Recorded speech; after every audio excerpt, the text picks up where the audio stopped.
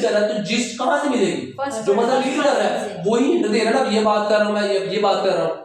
Clear? यहाँ तक clear है? ठीक है। रीफ्रेज इनकम्प्लीट क्वेश्चन, ठीक है। अब ये बड़ी इंपॉर्टेंट चीज है, ये इसकी वजह से आपको बहुत टाइम बच जाएगा अगर आप इसको प्रैक्टिस करना शुरू कर दें। जैसे कि इसकी एग्जांपल मैंने इधर नीचे लिखी हुई है, ये लिखा हुआ है patient expresses a concern about. अब क्योंकि हमारी आदत नहीं होती इस तरह के क्वेश्चन पढ़ने की, हमें बचपन से आदत होती है वो क्वेश्चन पढ़ने की जो कंप्लीट फॉर्म में लिखे होते हैं, ठीक है, ऐसे ही है ना।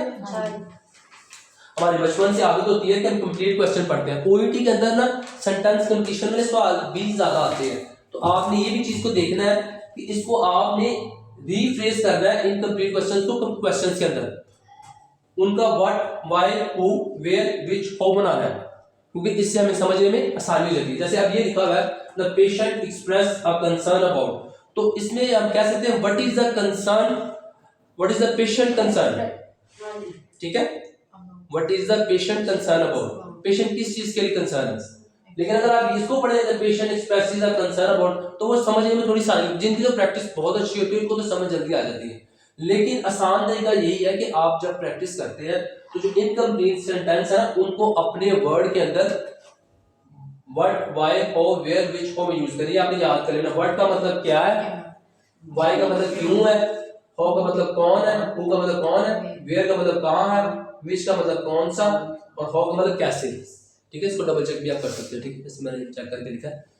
अब आपको पता हो कौन कैसे कहाँ ढूंढना है तो आपको आसानी है, लेकिन अगर आप इंग्लिश में देख रहे हो तो आपको टाइम लगता है क्वेश्चन को समझने में, क्योंकि क्वेश्चन को जब आप अच्छी तरह समझ लेती है ना, अगला पॉइंट है मेरा be clear about the main reason for listening.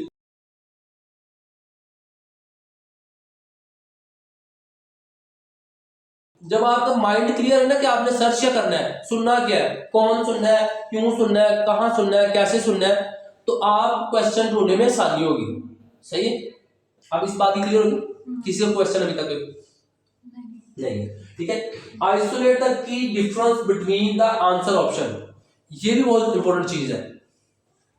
जो आंसर ऑप्शंस नीचे लिखे हुए हैं ना, उसमें से आइसोलेट करना कीवर्ड्स को जो एक ऑप्शन को दूसरे ऑप्शन से अलग कर रहे हैं। समझ आ गई यहाँ तक? ठीक है। अब जिसमें इधर देखिए लिखा हुआ है फीलिंग अनस्टेडी, अब ये डिफरेंस कर रहा है फीलिंग कंफर्टेबल को, अनस्टेडी और कंफर्टेबल ऑपोजिट है। तो आपने दोनों को हाईलाइट करना है ताकि सुनते वक्त आपको पता चल जाए कि इसमें से सही कौन सा है, ठीक है। जैसे वरीड अबाउट, अब